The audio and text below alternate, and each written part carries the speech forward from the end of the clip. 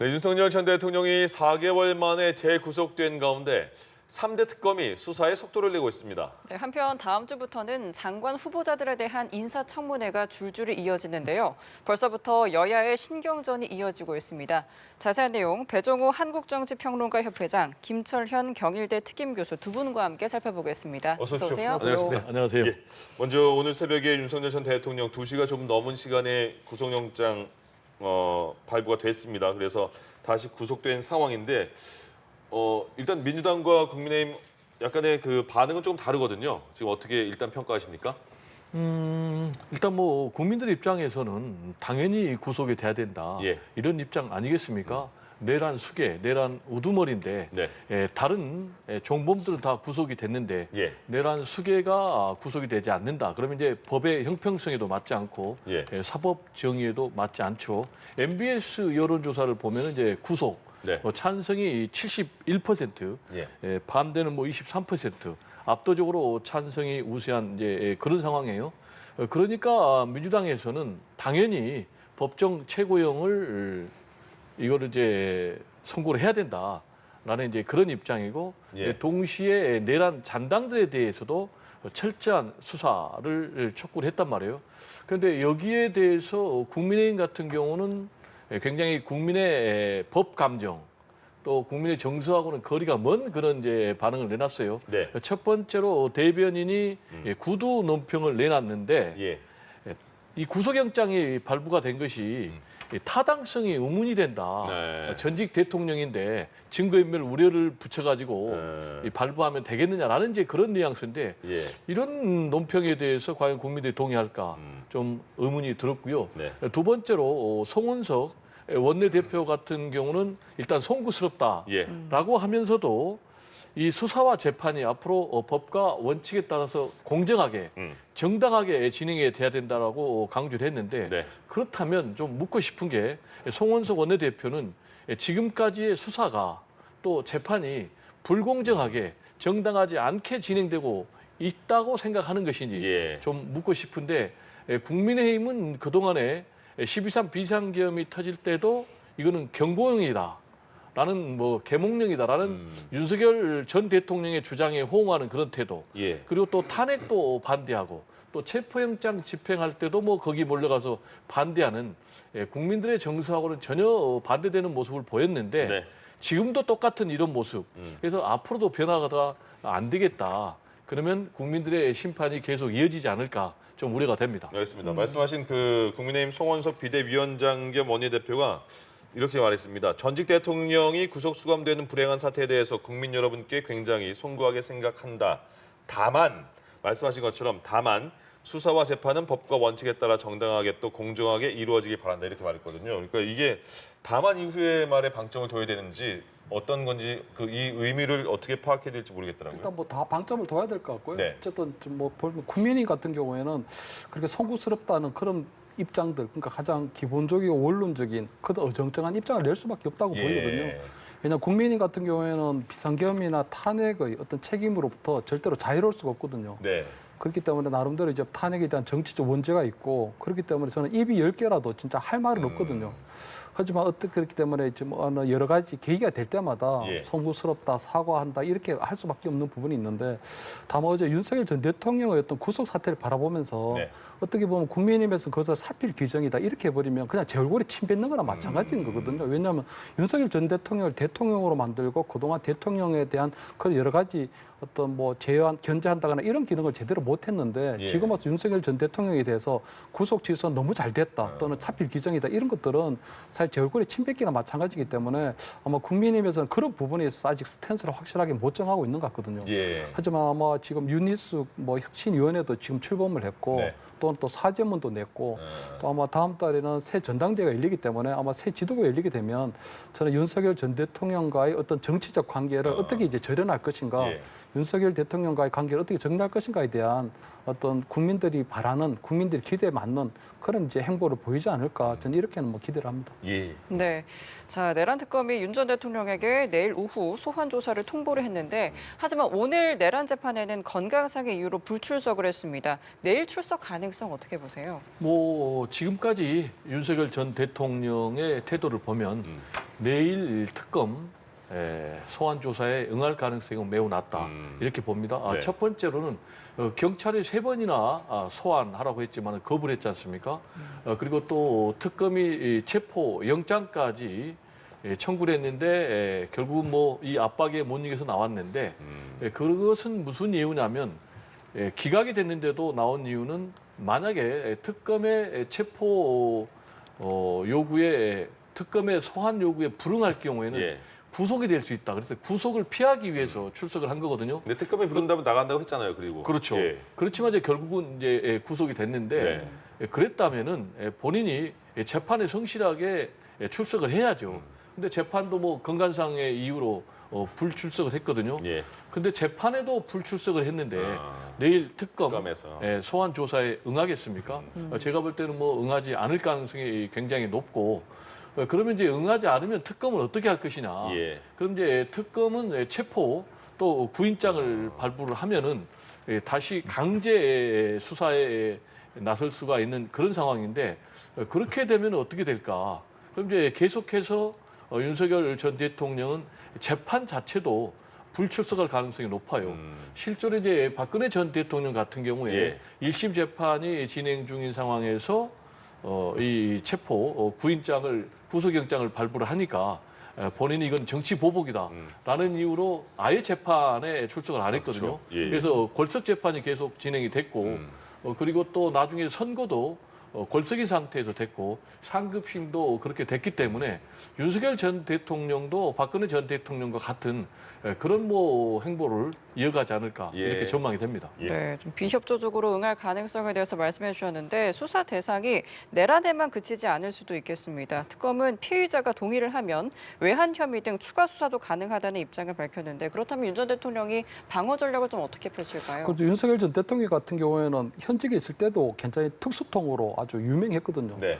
또 지난 2016년 박근혜 전 대통령 그때 탄핵 이후에 국정농단 수사도 직접 해본 경험이 많기 때문에 전직 대통령에 대한 수사 경험도 있는 검사 출신이거든요. 그렇죠. 그렇기 때문에 아마 본인이 갖고 있는 모든 아마 법률적 역량을 동원할 것 같은데 사실 오늘 재판에 못 간 것하고 내일 아마 특검에서 소환 조사를 하겠다는 부분은 조금 차이가 있는 게 예. 네. 아마 본인이 어제 그 구속 심사에 들어갈 때는 보면 본인이 나부는 대로 구속 결정이 내려지면 상당히 충격을 받은 것 같거든요. 예. 왜냐하면 저번에 구속이 되고 구속 취소가 된 부분이 있기 때문에 본인이 아마 본인이 알고 있는 모든 법률적 역량을 동원해서 직접 발언도 하고 해명도 하면서 아마 참여를 했는데 결국 구속 결정이 내려지면서 상당히 충격을 받았고 아마 그게 또 굉장히 장시간에 걸쳐서 심사가 이루어졌기 때문에 네. 굉장히 심신적으로도 좀 피로감이 겹쳤을 걸로 보이거든요. 예. 그런데 아마 내일 재판 같은 그 구속 아니 그 특검에서 어떤 소환 조사 같은 경우는 응할 수밖에 없는 게 만약에 특검의 어떤 단호한 입장을 보면 네. 만약에 윤석열 전 대통령이 그 소환 조사에 응하지 않으면 바로 강제 구인을 할 걸로 보이거든요. 예. 그렇게 되면 굉장히 불편하고 불쾌한 상황이 좀 만들어집니다. 예를 들어 저번에 아마 구속이 됐을 때는 특검 어떤 공수처의 수사에 응하지 않더라도 그때는 공수처 어떤 수사관들이 직접 구치소를 방문한 적도 있었지만 예. 지금은 그때는 현직이었고 지금은 전직 대통령이거든요. 만약에 아마 내일 내란 특검의 어떤 소환 조사에 응하지 않으면 예. 강제 구인의 형태가 아마 수갑을 채울 수 있는 상황이 되거든요. 그렇게 되면 아마 윤석열 전 대통령 입장에서 볼 때는 굉장히 불쾌한 상황이 만들어질 수도 있기 때문에 저는 아마 내일 특검의 어떤 소환 조사에는 그냥 응해서 아마 본인이 해명할 수 있는 부분들을 해명하지 않을까. 다만 저는 내란 아마 재판 관련해서는 오늘 아마 여러 가지 건강상 이유로 참여를 하지 않았는데 예. 앞으로 지금 내란 이번에 아마 구속되는 과정에서 보면 내란 재판이 답정너 재판이 될 수도 있다고 본인이 생각할 수도 있을 것 같거든요. 그러니까 네. 나름대로 이제 결론이 정해졌고 그 결론에 따라서 짜맞기 추구의식 아마 재판이 이루어질 가능성이 크다 그러면 예. 본인이 아마 재판 보이콧 되는 상황도 만들어질 수 있다고 보이거든요. 그렇기 때문에 내란 특검의 소환 조사는 강제 구인을 경계하는 측면에서 참여를 하고 예. 아마 내란 재판은 재판 보이콧까지 염두에 둔 그런 식의 재판 전략을 만들어 나가지 않을까 저는 이렇게는 전망을 합니다. 그럼 특검이 법원에 피고인 불출석하면 재판에 구인장 발부 등의 조치를 취해달라 이렇게 고려해달라 이렇게 말했는데 그러면 당분간은 윤석열 전 대통령은 재판에는 안 나올 가능성이 좀 더 높다고 보시는 거예요? 재판 같은 경우에는 뭐 구인장을 발부해야 될 상황인지 모르겠으나 예. 아마 본인이 굳이 나오지 않는다, 피고인이 나오지 않으면 그냥 골석 재판도 이루어질 수 있는 가능성이 네네. 있거든요. 그렇기 때문에 저는 아마 내란 재판에 참여할지 여부는 아마 나름대로 이제 좀 더 고민해 보지 않을까. 왜냐하면 예. 어제 구속 결정이 생각보다 윤 전 대통령에게 끼친 그 정치인 주충이 상당한 걸로 보이거든요. 예. 어제 아마 구치소로 가는 그 차량 탑승하기도 전에도 보면 한쪽 손을 일단 주머니 품에 넣은 그렇죠. 것도 보면 나름대로 굉장히 그 결정에 대해서 조금 충격을 많이 받은 것 같고 구치소 차량을 탑승하기 전에도 멈칫하는 장면이 좀 있었거든요. 아. 이 구치소 차량을 타는 그 과정에서도 보면 그런 게 있었기 때문에 아마 저는 굉장히 충격을 많이 받아서 나름대로 그런 재판 전략은 좀 다르게 나올 수도 있지 않겠는가 이렇게는 보입니다. 그러면 윤 전 대통령은 일단 그 조금 전에도 언급하셨지만 특검 소환에는 안 나갈 수 없는 그 압박적인 상황이 있으니까 나갈 수 있는데 재판 같은 경우에는 어떻게 할 것 같아요? 출석에 대해서? 그러니까 결국 이제 본인의 유불리에 따라서 선택을 하겠죠. 예. 먼저 이제 특검 조사에 응할 것인가라는 부분과 관련해서는 아까 말씀드린 대로 네네. 지금까지 응했던 이유는 이제 구속을 예. 피하기 위해서 응했는데 이미 지금 구속이 됐단 말이에요. 네네. 그러면 이제 본인이 얻을 것이 없다. 조사에 응해봤자 조사를 하면 할수록 자기의 유죄가 재판에서 더 입증이 되면 예. 재판에서 자기는 불리한다. 그러면은 제가 볼 때는 뭐 출석을 안 할 것 같아요. 특검에. 특검 소환도 네. 거부할 수 있다. 예, 그래서 이제 통상적으로 뭐 검찰 조사에 응하는 그런 태도를 보면 묵비권 행사하지 않습니까? 네네. 근데 이제 아예 제가 볼 때는 불출석할 가능성이 굉장히 높고 뭐 강제 구인한다면은 예. 강제 구인 당에서도 계속 묵비권 행사하는 아. 예, 그런 뭐 방법을 선택할 가능성이 높고 그다음에 두 번째로 말씀하신 재판의 문제. 네. 재판도 본인이 출석을 할 경우에는 출석해서 자신의 무죄를 입증하면 유리하다라고 예. 생각하면 출석을 하겠죠. 네. 근데 말씀드린 대로 어차피 재판에 출석을 해봐야 유죄는 이미 정해진 것이다. 그리고 이 내란 수계는 이 형량이 정해졌잖아요. 예, 예. 뭐 무기징역 또는 뭐 사형이기 때문에 본인이 어차피 나는 가봐야 유죄고 무기징역이나 또는 사형이다.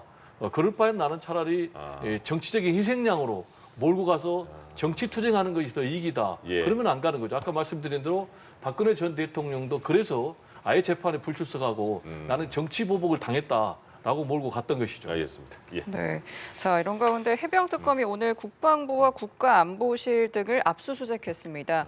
VIP 경로설의 진원지 그리고 구명로비 의혹 이 수사의 본격 타깃이 된 모습인데요. 이 압수수색의 좀 방향성과 의미, 좀 구체적으로 좀 어떤 단서들을 노리고 있는 일단 걸까요? 뭐 3대 특검이 매우 빠르게 움직이고 있는데 예. 저는 특검이 굉장히 잘하고 있다. 일단 첫 번째 특검이 잘하고 있는 것과 관련해서는 내란 특검이 신속하게 4개월 만에 내란 수계 윤석열 전 대통령을 구속 수감시키는 것 잘했다라고 평가를 하고 예. 그리고 두 번째로 이제 최상병 특검이 항소를 취소해가지고 무죄를 확정을 시켰잖아요.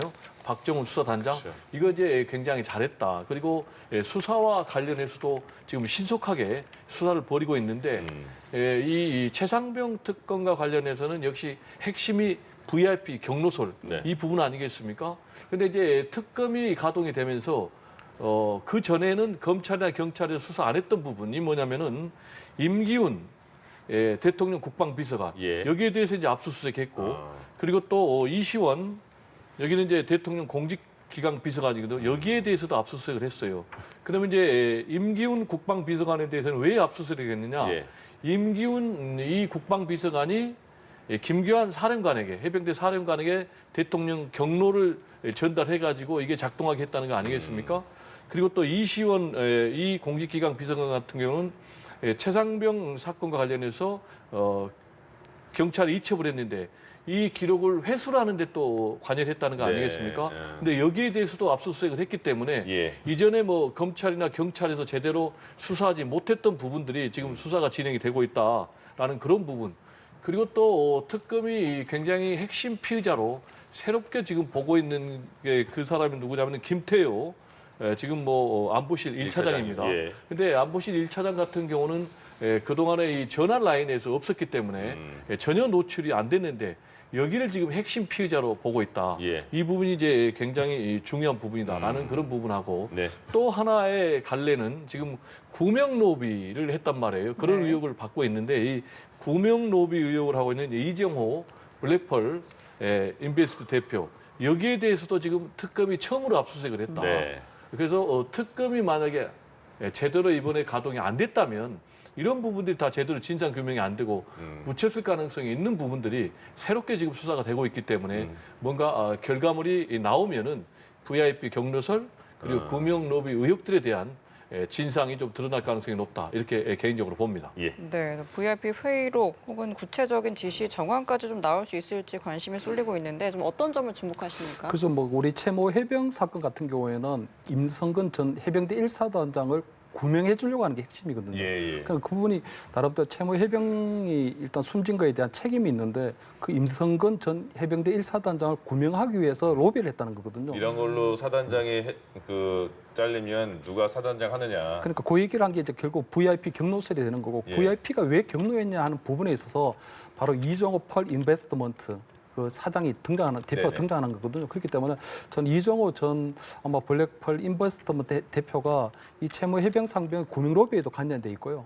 2010년도에 도이치 주가 조작 예, 사건이 예. 연루돼 있고 또 이번에 삼부 토건에 대한 주가 조작에도 이분이 연루가 돼 있거든요. 그렇기 때문에 전체적인 김건희 특검에 대한 핵심 키맨이 저 이정호 대표이기 예. 때문에 아마 이정호 대표를 이제 소환해서 조사를 해보면 뭔가 나올 수도 있지 않을까 싶은데 지금 당장은 김건희 여사하고 어떤 연관성을 밝혀내기는 굉장히 곤란하거든요. 네. 왜냐하면 어쨌든 그 우리 뭐 그 삼부 토건 조작 같은 경우에도 보면 김건희 여사 얘기는 하나도 없고 그냥 이정호 대표가 삼부 체크, 그러니까 삼부 뭐 주가 조작에 들어간다는 거죠. 예. 그 다음에 그 위에는 없기 때문에 지금 이정호 대표하고 친하다는 거 또는 삼부 토건의 전직 회장들하고 김건희 여사가 친하다는 거 예. 과거에 그 외에 실질적으로 어떠하게 이 주가 조작에 연루돼 있는 부분을 모르기 때문에 지금 이정호 대표나 아니면 삼부 토건 전직 회장들을 불렀는데 예. 그분들이 계속적으로 자물쇠로 가버리게 되면 특검에서는 구체적인 물증을 내놔야 되거든요. 네. 그렇기 때문에 저는 지금 당장 김건희 여사에 대한 어떤 소환 조사는 준비가 되어 있지 않다 특검에서. 그렇기 때문에 저는 한번 삼부 토건에 대한 주가 조작 관련해서는 가장 주가가 폭등한 시점이 예. 그때 원희룡 전 국토부 장관이 폴란드에서 갔을 때 우크라이나 재건 포럼이라는 게 있는데 그때 네. 삼부 토건이 참여하면서 실질적으로 앞으로 삼부 토건에 대한 가능성이 나타나기 시작하면서 그때 주가 폭등했거든요. 예. 그렇기 때문에 삼부 토건 관련해서는 원희룡 전 장관이 먼저 소환돼서 예. 거기서 무슨 나와야 아마 김건희 여사에 대한 어떤 소환 조사가 이루어질 수 있을 것 같고 아마 명태균 씨와 관련된 공천 개입 관련해서도 지금 보면 윤석열 전 대통령이 명태균 씨하고 통화한 건 나오거든요. 예. 그래서 여러 가지 부분에서 얘기를 하려고 했는데 지금 아마 당에서 말이 많기 때문에 상현이한테 다시 한번 얘기할게 했거든요. 그렇기 때문에 실질적으로 공천에 개입한 사람은 윤석열 전 대통령이나 그때 당선인 신분이었고 네. 실질적으로 김건희 여사가 어떠한 형태로 공천 개입에 한 부분은 나오질 않고 있거든요. 그리고 남편인 예. 윤석열 전 대통령에게 이런 부분을 공천을 도와주세요 한 부분이 있는데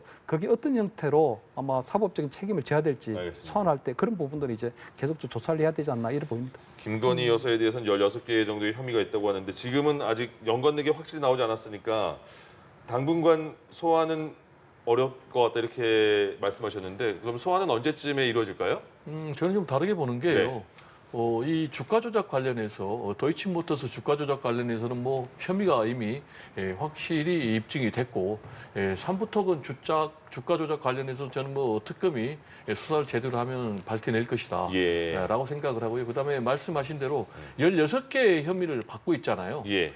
거기에 뭐 또 코바나 컨텐츠 협찬 의혹도 있고 집사로 불리는 사람이 이 렌터카 예. 회사를 차렸는데 거기에 뭐 카카오 모빌리티라든지 뭐 재벌 그룹이 총 180억을 투자를 했다는 거 아니겠습니까? 이거는 있을 수가 없는 거죠. 예. 그래서 이런 부분에 대해서는 뭐 특검이 수사 들어가면은 저는 금방 혐의를 밝혀낼 것으로 보여지고 중요한 것은 그러면 김건희 여사를 소환을 할 것이냐 안 할 것이냐. 예. 저는 뭐 소환을 한다고 봅니다. 왜냐하면 이 16개 혐의의 정점에 김건희 여사가 있기 때문에 네. 소환해서 대면 조사 안 하고 어떻게 구속을 하고 기소를 하겠습니까? 예. 그러면 이제 중요한 것은 그럼 또 언제 하느냐라는 것과 관련해서는 저는 조만간에 머지않아서 할 것이다. 예. 그 이유는 이 김건희 특검과 관련해서는 170일 안에 특검 수사를 마쳐야 되거든요. 그럼 지금 시간이 많지 않아요. 예. 그렇기 때문에 저는 뭐 조만간에 소환해서 알겠습니다. 대면 조사 갈 것으로 보이는데 문제는 지금 본인이 네. 지금 뭐 병원에 입원하고 몸이 그러잖아요. 안 좋다니까요. 우울증으로. 예. 네, 그게 이제 뭐 검찰에서 소환을 통보한 날부터 했는데 아마 뭐 또 건강상의 이유로 예. 소환에 불응하고 여러 차례 하겠지만 결국 그러면은 뭐 체포영장을 뭐 발부를 받아서 알겠습니다. 강제로 구인하는 그런 상황으로 가지 않을까 전망이 됩니다. 네. 네. 자, 다음 주에는 새 정부 장관 후보자들에 대한 청문회가 줄줄이 예정이 되어 있습니다. 민주당은 낙마 없는 청문회를 예고를 했고 국민의힘은 자체 검증단을 꾸려서 압박에 나섰는데요. 여야 간 기싸움이 치열해지고 있습니다. 청문 전국 좀 어떻게 예상하십니까? 청문 전국은 좀 암울하죠. 왜냐하면 이게 뭐 어느 정권의 문제가 아니고 예. 정권 교체 기회마다 여야가 입장 바뀌면 공수가 바뀌는 그렇죠. 그런 뭐 행태가 계속 반복되기 때문에 예. 또 동시에 해법도 똑같이 얘기를 해요. 어떻게 얘기를 하느냐?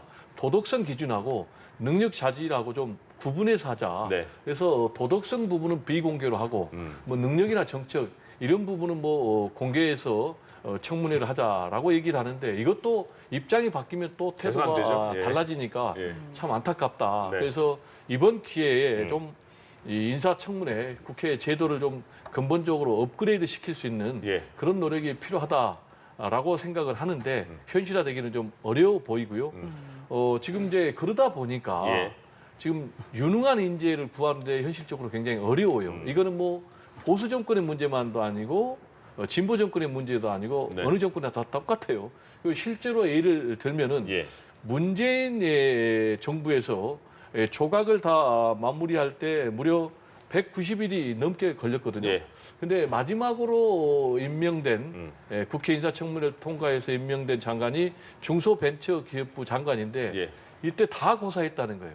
그래가지고 무려 50여 명에게 다 당신 좀 한번 장관 후보자로 나가보는 게 어떠냐, 다 고사를 했단 말이에요. 그래서 이번 기회에 예. 이런 부분에 대해서 좀 고민이 있어야 될 것 같은데 저는 뭐 민주당 같은 경우는 전원 뭐 다 통과를 시키겠다라는 것인데 그게 좀 뭐 현실화될 수 있을지 네. 그래서 저는 개인적으로 보면 이 직무와 관련된 예. 비리가 있다라든지 의혹이 있는 사람은 좀 통과시켜서는 안 된다.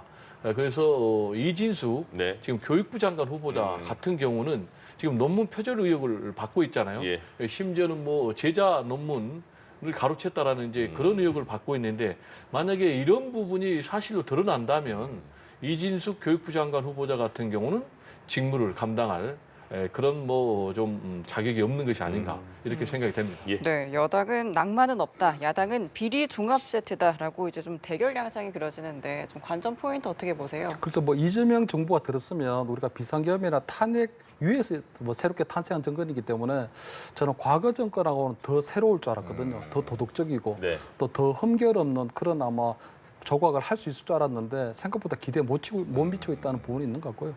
일단은 제가 볼 때는 어떤 이번에 아마 장관 후보자들도 보면 굉장히 부실한 검증이 좀 눈에 띄거든요. 예. 왜냐하면 저는 후보자하고 후보자 배우자 또는 후보자의 어떤 가족들하고 조금 구분해야 된다고 보는 네. 게 후보자 본인이 갖고 있는 여러 가지 결점들은 좀 문제가 된다고 보이거든요. 네. 예를 들어 방금 얘기하신 것처럼 어떤 교육부 장관이라면 적어도 그 해당 장관직을 맡으려면 논문 표절이라는 얘기는 정말 나오면 안 되거든요. 네. 근데 어쨌든 제자들의 논문을 비교했더니 그 뭐 제자들의 논문을 그 표절률이 한 50% 정도 된다면 예. 사실 논문 표절이 한 50% 된다는 거는 시쳇말로 이제 고상학 외기에서 표절이지 사실은 보고 뺏겼다는 거랑 그 마찬가지거든요. 정도예요. 이렇다면 이런 것들은 굉장히 문제가 있기 때문에 다른 장관도 아닌 교육부 장관은 안 되는 거죠. 네. 하지만 이제 뭐 복지부 장관 후보자 정은경 후보자 같은 경우에는 정은경 후보자 본인의 문제가 아니고 배우자의 문제거든요. 배우자가 예를 들어 평창에 뭐 농지를 사고 농지 직보를 받고 이런 것들 그런 것들 정은경 후보자가 사전에 알았을 리 있는지 없는지는 알 수는 없는 거잖아요. 그런 것들은